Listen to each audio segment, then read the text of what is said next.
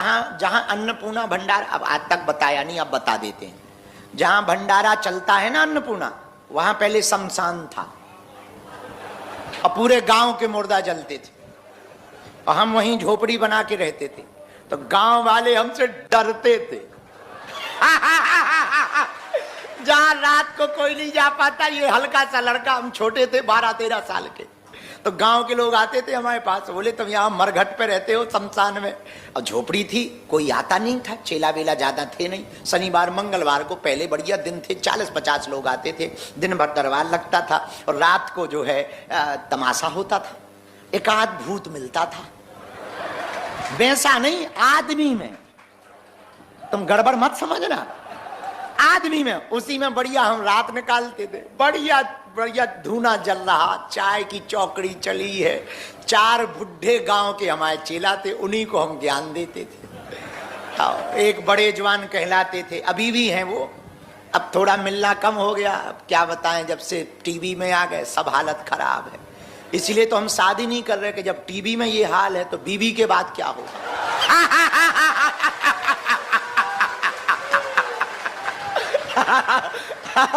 आओ आओ आओ, कहीं पता लगे चेला ना छूट जाए उसके चक्कर में। आओ आओ, आफत हो जाएगी, इसलिए आओ। खैर इतना डरते नहीं है, क्योंकि हमने अपनी नहीं सुनी, किसी की क्या खाक सुनेंगे।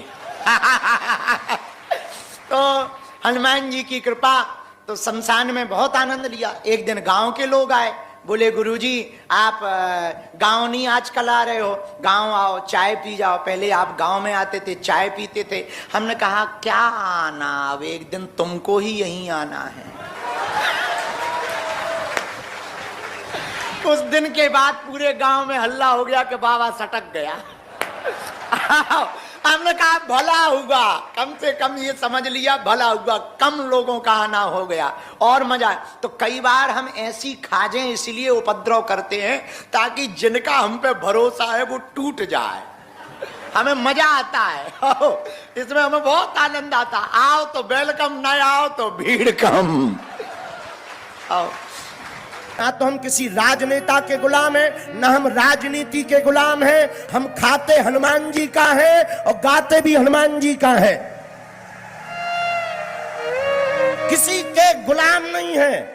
हम संतों के चाकर हैं, हनुमान जी का खाते हमें हनुमान जी ने भेजा है। और जब तक हम भारत में जिंदा रहेंगे, जब तक तुम हमें मार नहीं दोगे, तब तक बाबर के खानदानों हम तुम्हारी फच्चरियां उठाते रहेंगे, तुम्हारी ठटरी और गठरी को बांधते रहेंगे।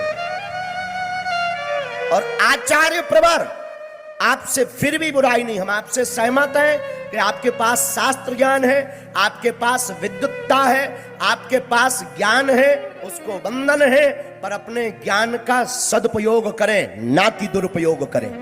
हमें हनुमान जी ने सिद्धि दी है, हम भी चाहें तो पोल खोलें, एक भी राजनेता नहीं बचेगा कि उसके कौन कौन से कांड हैं, और एक भी महात्मा नहीं बचेंगे, और आपसे जुड़े हुए भी महात्मा नहीं बचेंगे कि उन्होंने कितनी लुगाइयां रख रखी हैं। हाँ, लेकिन हमने अपनी सिद्धि का कभी दुरुपयोग नहीं किया, क्योंकि हमें हनुमान जी ने सिद्धि किसी की बेइज्जती करने के लिए नहीं दी, हमें हनुमान जी ने सिद्धि दूसरों को मार्ग बतलाने के लिए दी है, धर्म पर चलाने के लिए दी है। इसलिए मेरे प्रियजनों, आप लोगों को लग रहा होगा कि हम कहां की बात कर रहे हैं, पर कथा से ज्यादा ये बहुत जरूरी है। क्योंकि जब किसी हमारे संत के ऊपर कोई उंगली उठाता ना, चाहे वो मलुक पीठ वाले महाराज जी हो, चाहे रमण रेती वाले महाराज जी हो, चाहे वो हमारे बड़े भाई देवकी नंदन ठाकुर हो, चाहे वो हमारे परम पूज्य जगत गुरु तुलसी पीठाधीश्वर, पता है आपको वो विभूति है जिन्होंने 2023 में ज्ञानपीठ पुरस्कार, भारत का सर्वश्रेष्ठ पुरस्कार पाया है। और आप इन महापुरुषों पर उंगली उठाते। अरे भाई, भूल है क्या तुमसे भूलें नहीं होती?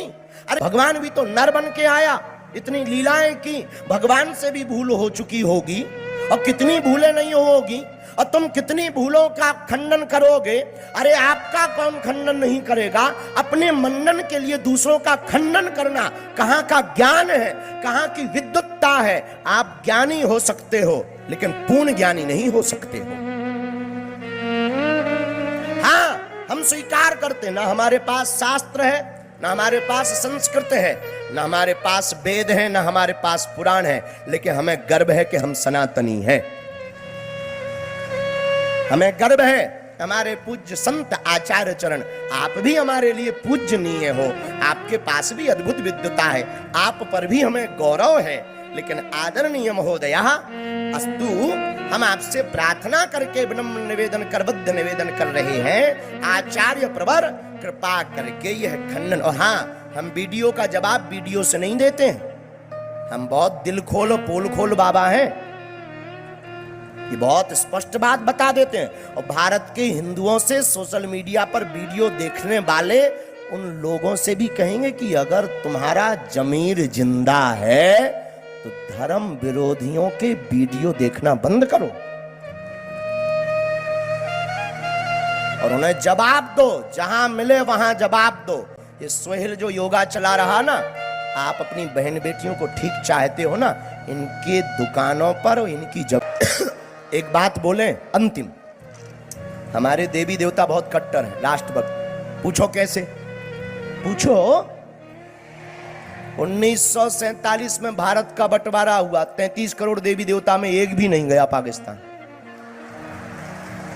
लिखने वाले तुलसीदास जी हैं, पर रचना करने वाले महादेव। अच्छा, महादेव कहां वर्णन आया? उत्तर दीजिए जरा, ऐसी कपोल बातें नहीं चलेंगी पंडित।